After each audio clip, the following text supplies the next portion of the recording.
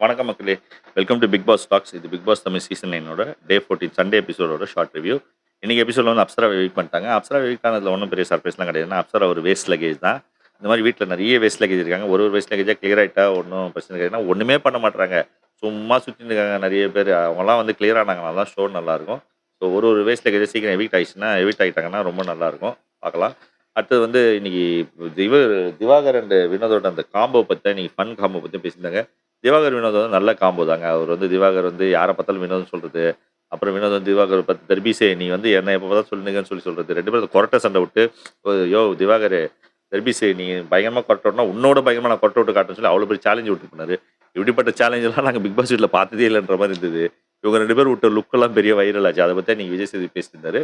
அப்படி ஃபன் மோட்ல ஸ்டார்ட் ஆச்சு. பட் இன்னைக்கு முக்கியமான விஷயம் என்னன்னா, விஜய் சேதுபதி வந்து துஷாரை நல்லா வெளுத்து வாங்கினாருங்க. ஏன்னா அது ரொம்ப தேவை. ஏன்னா துஷார் வந்து என்னன்னா ஒரு காம்படிட்டர் தான், ஒன் ஆஃப் த காம்படிட்டர் தான். பட் அவர் வந்து சின்ன பையனா இருந்தா கூட பயங்கர மெச்சூர்டா ரொம்ப பொறுப்பா இருக்க மாதிரி ஒரு இமேஜ் இருந்துச்சு. ஏன்னா அவர் அந்த கேப்டன்சி டாஸ்க் வின் பண்ண விதம் அவ்வளோ எஃபர்ட் போட்டு வின் பண்ணிட்டு அவ்வளோ ஸ்ட்ராங்கா இருந்து வந்துட்டோம்னா ஒரு நல்ல ஒரு செம்ம ஒரு பொட்டன்ஷியலா இருப்பான்னு பார்த்தோன்னா, சுத்தமா இந்த வாரம் ஃபுல்லா வந்து என்னன்னா ஃபுல்லா கேஸ் போன பலூன் மாதிரி ஃபியூஸ் போன மாதிரி சுத்தமா புஸ்ஸுன்னு போயிட்டாரு. அவ்வளோதான்.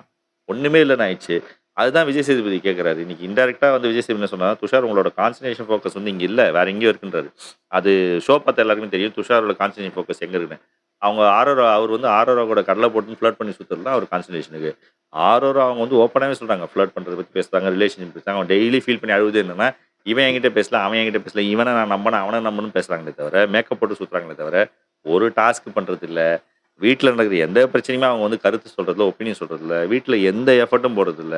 எதுலயுமே அவங்க பட்டுக்கல. அவங்கவங்க பர்ப்பஸ ஃபுல்ஃபில் பண்ணியிருக்காங்க. பட் துஷாருக்கு இது தேவையா? ஏன் எல்லாரும் துஷார் மேல விமர்சனம் வைக்கிறாங்கன்னா, துஷார் ஃபர்ஸ்ட் வீக் என்ன சொன்னாரு? எனக்கு வந்து ஒரு சான்ஸ் குடுங்க. நான் யங்ஸ்டர் இப்ப தான் வரேன். நான் வந்து ப்ரூவ் பண்ணணும்னு சொல்லி சான்ஸ் கேட்டு தானே அவர் நாமினேஷன் ஃப்ரீ பாஸ் வாங்குனாரு. அவ்வளோ வாங்கிட்டு இவ்வளோ பெரிய வாய்ப்பு கிடைச்சு அவர் வந்து கேப்டன் ஆகியும் இப்படி சொதப்புனாருன்னா கண்டிப்பா கேள்வி கேட்க தான் செய்வாங்க. விமர்சனம் வைக்க தான் செய்வாங்க. அதனால விஜய் சேதுபதி செம்மையா இன்னைக்கு வந்து நல்லா ஆட விட்டாரு. அது துஷாருக்கு தேவை. துஷார் புரிஞ்சுக்கின்னு அவர் ஃபோக்கஸ் பண்ணி ஆடுனாருன்னா கரெக்ட்டா இருக்கும். இல்லன்னா அவர் வந்து அது அவர் விருப்பம்.